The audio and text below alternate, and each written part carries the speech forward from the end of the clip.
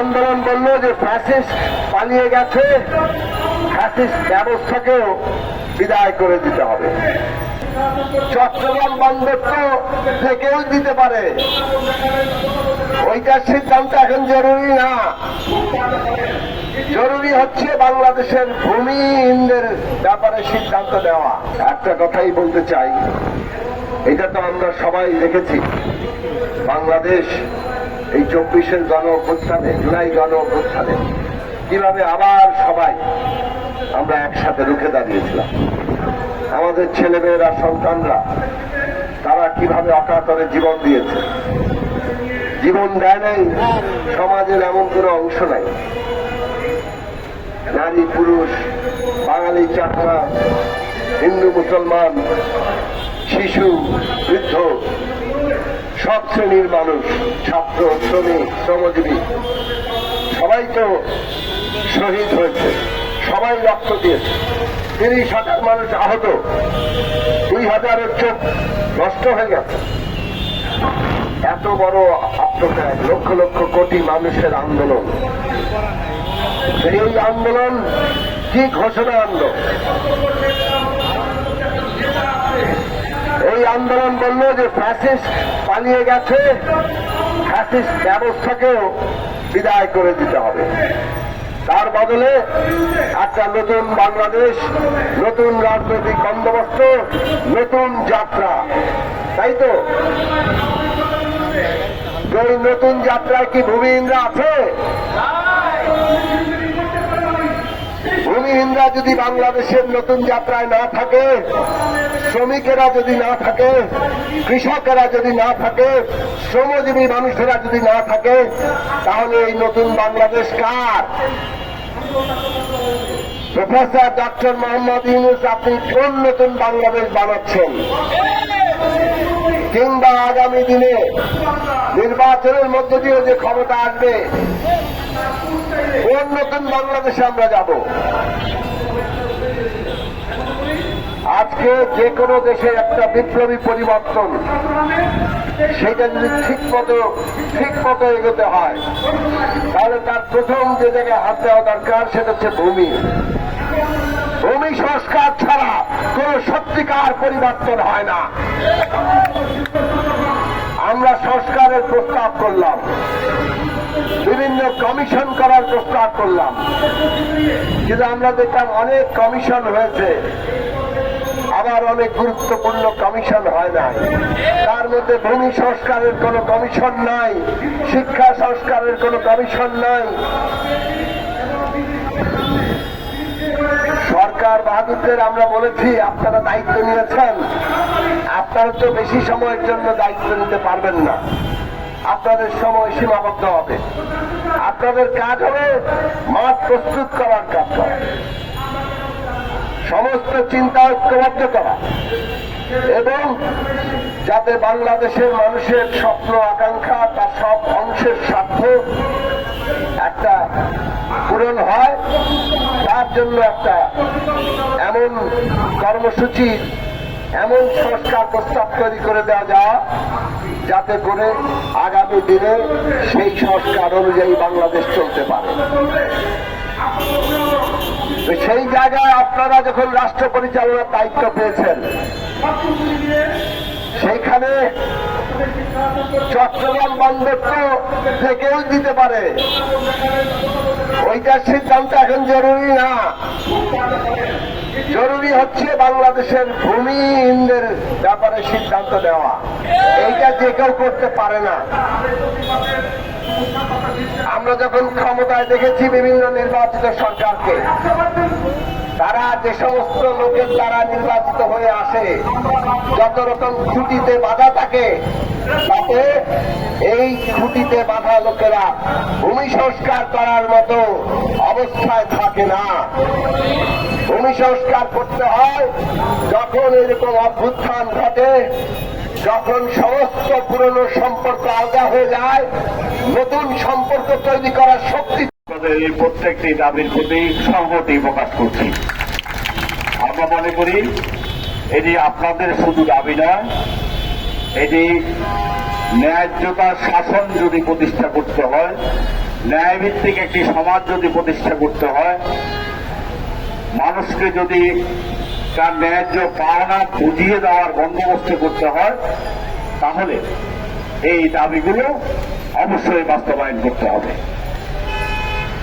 একই সাথে এই দাবির মধ্যে সীমাবদ্ধ থাকলে আমরা বিশ্বাস করি যে এই অনন্তকাল ধরে আমরা বিশেষত স্বাধীনতার 54 বছরের মাথায় এসে আমাদের যে ভূমিহীন মানুষের সংখ্যা প্রতিদিন বাড়ছে, আমাদের টাকাওয়ালা ভূমিদস্যুদের সংখ্যা প্রতিদিন বাড়ছে। একদিকে ভূমিহীন কৃষক তার জমি জমা সব হারাচ্ছে, প্রতিনিয়ত পরিসংখ্যান বলছে যে তার জমি হারানোর মাত্রা প্রতিদিনে বাড়ছে, আর দখলদার যারা কিনছে দখল করছে তাদের সংখ্যা দিন দিন বাড়ছে। এই অবস্থার কোনো উন্নয়ন 54 বছরে হয়নি। আমরা জানি, আমরা এখানে যারা বসে আছি অথবা এই দেশটা যে রক্ত সঞ্চালন হয়, যে অর্থনীতি চালিকা শক্তি, এই দেশটা যেভাবে বেঁচে আছে এখন পর্যন্ত 18 কোটি মানুষের দেশ, এই বেঁচে থাকবার জন্য বা বাঁচিয়ে রাখবার জন্য 3টি জায়গায় গুরুত্বপূর্ণ অবদান রাখে। এবং অবাক হওয়ার বিষয়, অথবা এটি বলা যায় যে এটা আমাদের ভাগ্যের বিষয়, এই 3টি জায়গায় কেন্দ্রবিন্দু এক জায়গায়। আমাদের কৃষি, আমাদের কৃষক, আমাদের ভূমিহীন মানুষেরা তাদের শ্রম ঘাম, তাদের সমস্ত কিছু ঢেলে দিয়ে আমাদের খাদ্য উৎপাদন নিশ্চিত করে।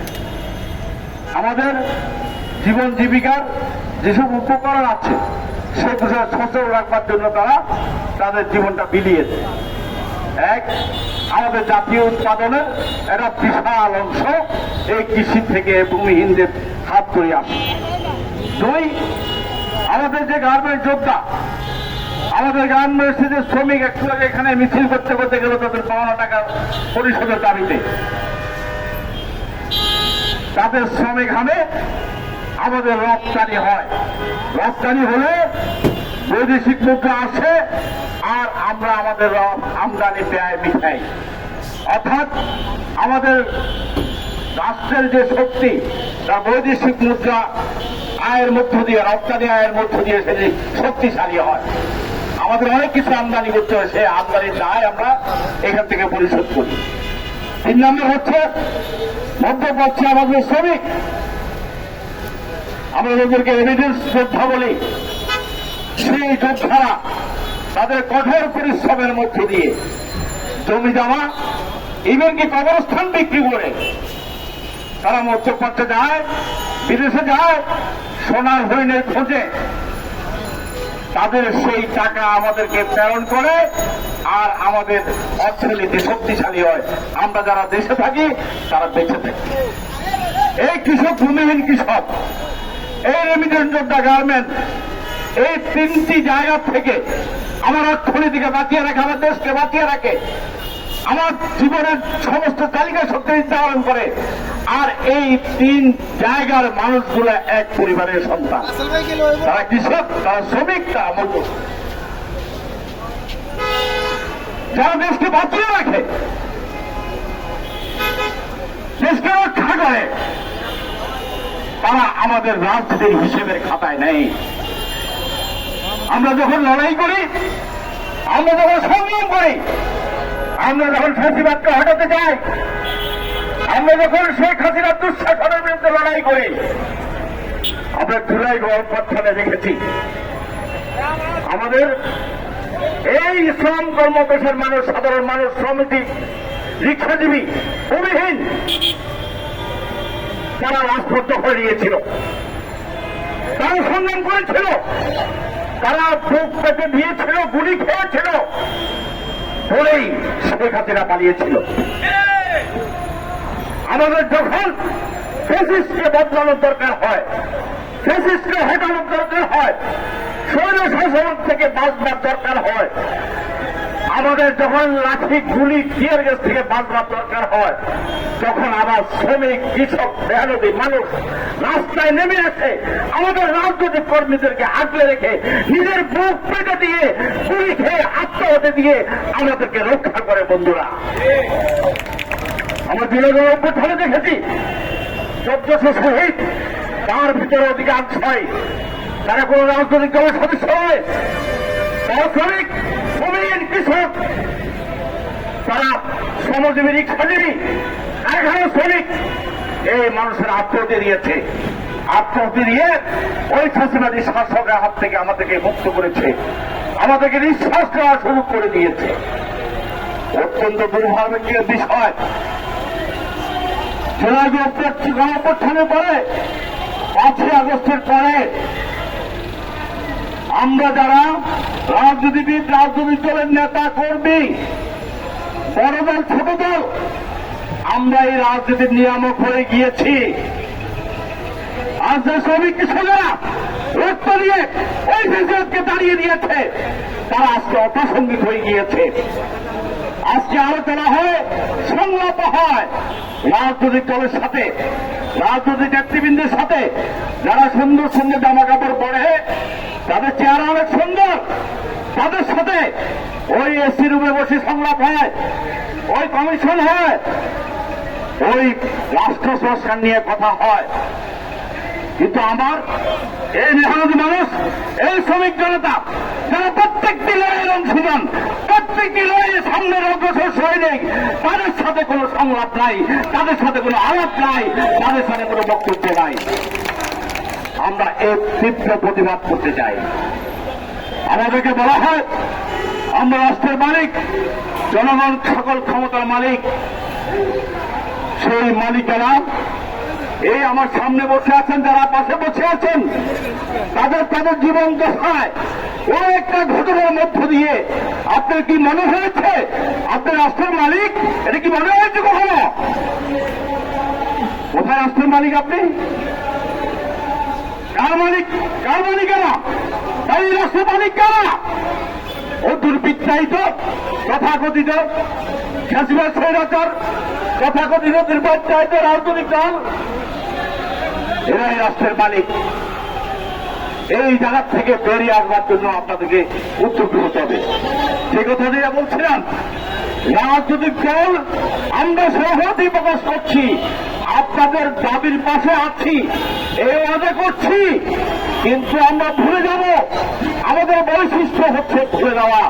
আমাদের বৈশিষ্ট্য হচ্ছে আপনাদেরকে লড়াই সংগ্রামে অংশীদার করা, এরপরে আপনাদেরকে নাই করে দেওয়া।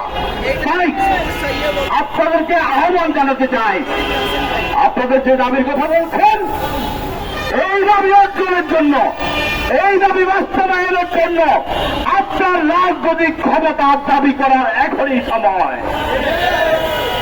আপনার অধিকার লিখবেন আপনি, আপনার অধিকার বাস্তবায়িত কি হবে সেটা নির্ধারণ করবেন আপনি।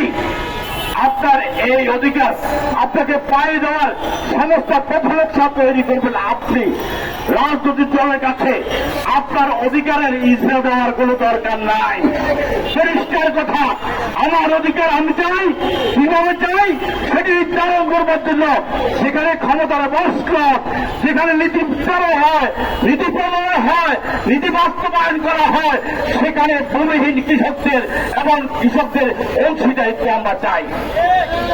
আমরা আমার ক্ষমতা চাই, আমার অন্তরে ক্ষমতা চাই। এই ক্ষমতার মধ্য দিয়ে আমার ভবিষ্যৎ আমি নির্ধারণ করব। আপনারা রাজনৈতিক দল সমূহ আপনাদের পাশে থাকুন, এই প্রত্যাশা আপনারা করতেই পারেন, কিন্তু নিজের অধিকার পাওয়ার জন্য নিজের রাজনৈতিক ক্ষমতার দাবি যদি না করেন, তাহলে 54 বছর যেভাবে ফাঁকির ভেতর দিয়ে আপনাদেরকে নিয়ে গেছে, আগামী দিনও সেই ফাঁক ফোকরের মধ্যে আপনারা থাকবেন, আপনাদের কর্মসূচি বাস্তবায়ন হবে না। প্রিয় বন্ধুরা, আজকে ইন্টেরিয়ার গভর্নমেন্টের প্রতি পরিষ্কার একটা বার্তা দিতে চাই। বহু বিষয় নিয়ে আপনারা কথা বলছেন, করিডোর নিয়ে কথা বলছেন, বন্দর নিয়ে কথা বলছেন, নানা ইস্যু এজেন্ডা অনেক বড় করে ফেলছেন। আমরা মনে করি একটা অভ্যুত্থানের পরে এই সরকারের প্রধান দায়িত্ব ছিল যারা মানুষকে গুলি করে হত্যা করেছে, যারা কেটে দিয়ে গুলি খেয়েছে, সেই সমস্ত স্বজনদের এই হত্যার বিচার করার প্রাথমিক দায়িত্ব ছিল আপনাদের। সেই বিচারের কাজ যতটা দৃশ্যমান হওয়া দরকার ততটা দৃশ্যমান হয় নাই। আমরা বলেছি জুলাই গণ অভ্যুত্থানের মধ্য দিয়ে বাংলাদেশকে নতুন বাংলাদেশ তৈরি করবার, বাংলাদেশকে নতুন ভাবে গড়ে তুলবার যে আকাঙ্ক্ষা তৈরি হয়েছে তথা রাষ্ট্র সংস্কারের দাবি, সেই দাবি রাষ্ট্রে এখনো কোন চূড়ান্ত অগ্রগতি সাধিত হয় নাই। একই সাথে বাংলাদেশকে একটি গণতান্ত্রিক প্রক্রিয়ায় ফিরবার জন্য তার প্রথম সত্য নির্বাচন, সেই সত্যের প্রশ্ন আজকে পরিষ্কার কোন রোড ম্যাপ ঘোষণা করা হয় নাই। তাই পরিষ্কার বলতে চাই, কোন বিষয় এজেন্ডা খুলে কোন বিষয় তৈরি করে মূল বিষয় থেকে দৃষ্টি অন্যদিকে ফেরাবেন না। মূল বিষয় আপনাদের কাজকে দৃষ্টিতে আনুন। আজকে গণ হত্যার বিচার, রাষ্ট্রের সংস্কার এমন এই নির্বাচন, এই তিনটিকে একটির একটি মুখোমুখি না করে সমন্বিতভাবে এই তিনটির জন্য কি রোডম্যাপ হবে, কি পথ নকশা হবে তা তাড়াতাড়ি ঘোষণা করুন। এর মধ্য দিয়ে রাষ্ট্রের স্থিতিশীলতা আসবে, জনগণ নিশ্চিত হবে তার আগামী ভবিষ্যৎ কি। বড় পথে না হেঁটে এই আপনাদের কাজের পরিধি ঠিক করে ফেলুন, আমাদেরকে শান্তি দেন, স্বস্তি দেন। এমন জুলাই অভ্যুত্থানের মধ্য দিয়ে সেই নতুন বাংলাদেশ তৈরি করবার যে চেতনা প্রেরণা তৈরি হয়েছে, সেই প্রেরণা এবং চেতনাকে যারা নষ্ট করতে চায়, যারা ভিন্ন কাজে নিয়ে যেতে চায়, যারা ষড়যন্ত্র চক্রান্ত করছে, তাদেরকে প্রতিহত করে এই বাংলাদেশ বারবার অভ্যুত্থানের পর পরাজিত হয়েছে, এই বাংলাদেশ বারবার রক্ত দেওয়ার পর পরাজিত হয়েছে। কিন্তু জুলাই অভ্যুত্থানের পরে আমরা আর বাংলাদেশকে পরাজিত বাংলাদেশ দেখতে চাই না। বাংলাদেশের কৃষক, শ্রমিক, মেহনতি মানুষ যারা বারবার রক্ত দিয়ে বাংলাদেশকে উদ্ধার করার চেষ্টা করেছে, তাদেরকে আর পরাজিত দেখতে চাই না। তাই সেই মানুষগুলোকে নিয়ে আগামী দিনে রাষ্ট্রকে বদলে দেওয়ার যে লড়াই সংগ্রাম, সেই সংগ্রামে আপনারা সামিল হবেন। আপনাদের প্রতি আমারও শুভেচ্ছা এবং অভিনন্দন জানিয়ে আমি আমার বক্তব্য শেষ করছি। সবাইকে ধন্যবাদ। ইউএফটি ফার্স্টের সাথে ট্রেড করুন যে কোনো জায়গা থেকে। ক্যাম্পাসে ক্লাসের ফাঁকে, ঢাকার জ্যামে বসে কিংবা ঘরে বসে ট্রেডিং এখন হাতের মুঠোয়। তাই ট্রেড করুন যখন খুশি, যেখানে খুশি।